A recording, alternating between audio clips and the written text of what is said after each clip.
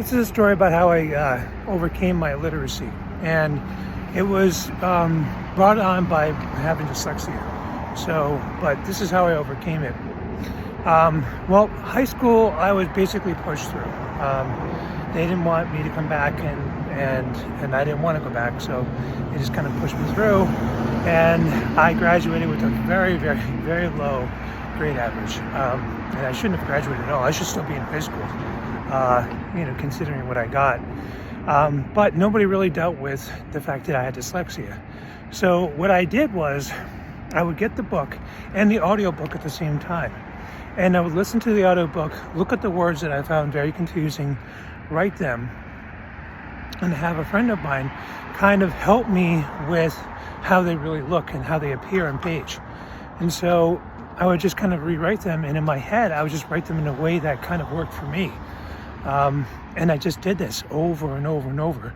So sometimes it would take I remember having to pay a lot of late fees in the libraries because I just got involved in a book and I wanted to complete it and just kind of rewrite the book. And I was almost even rewriting the book so it would suit the way I would have to read the book. And I just start off with books that were like ninth grade reading levels, like young adults, then work my way up to pulpy novels, like Edgar Rice Burroughs, The Shadow. So that makes me I'm a huge fan of the old crime noir and pulp novels of back in the 20s and 30s. I love them. But I would just do that over and over and over and over and over again until I just started finding a pattern that worked for me. And then before you know it, I would start, going through books that were, a little bit more challenging every single time. And then as I did that, I just became more and more proficient at writing. And then at that point, I just became obsessed with writing. Reading. And I would just read. And I'm admitting this now, but I would even get to the point I was reading a book while driving. When I get to the traffic light, I would stop, look at the book, read for a bit.